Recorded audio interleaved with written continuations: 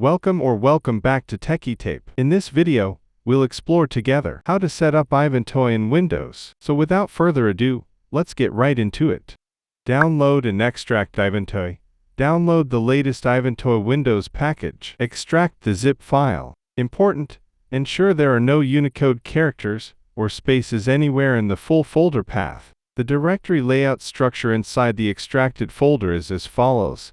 Data contains license files and system configuration data. Doc, technical documentation. ISO, place your ISO files here. Lib, internal library files needed by iVentoy. Do not add or modify files here. Log, application log files for troubleshooting. User, for user files, third-party software, and auto-install scripts. Add your ISO files.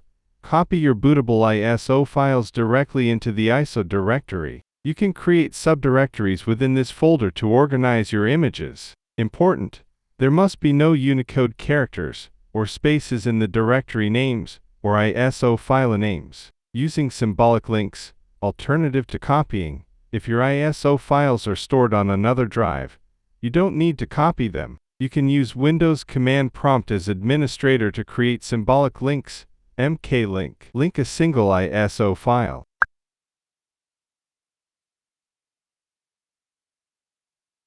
Link an entire directory.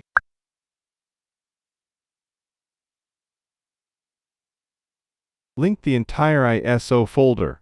Recommended for future upgrades.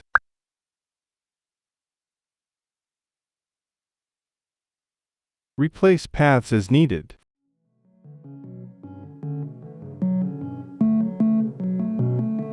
Firewall and ports. Allow iVentoy through the firewall it uses.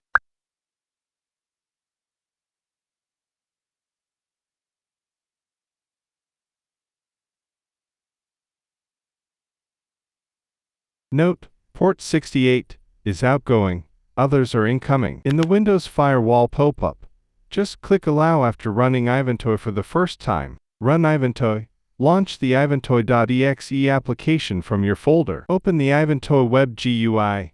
iVentoy features a web-based GUI. In Windows, the application should automatically open your default browser upon launch. If it does not, open your browser and navigate to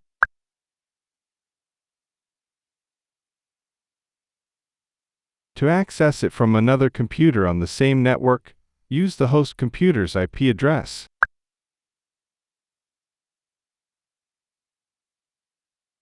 Note: use Google Chrome, Microsoft Edge, or Mozilla Firefox to avoid web compatibility issues. Start the PXE service. In the Web UI, select your local server IP from the drop-down.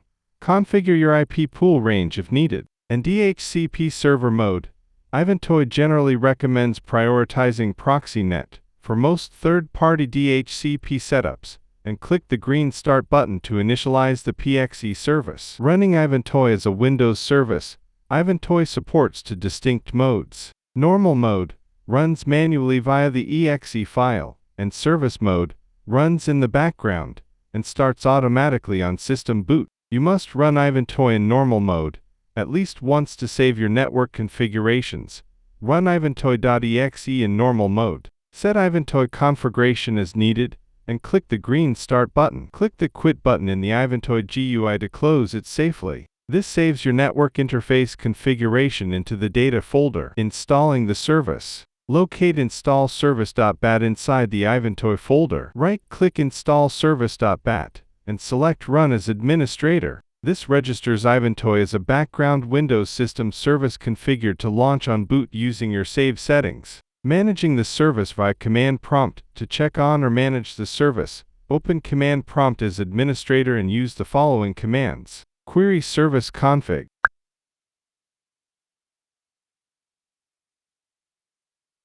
Query current status.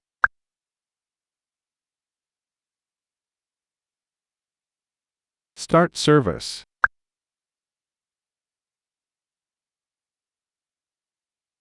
Stop service.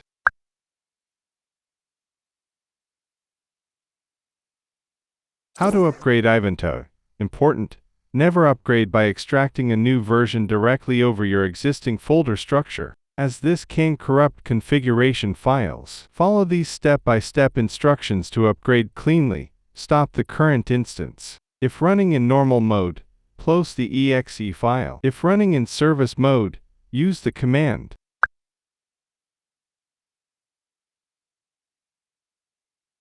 download and extract the new version of iVentoy into a brand new, separate folder.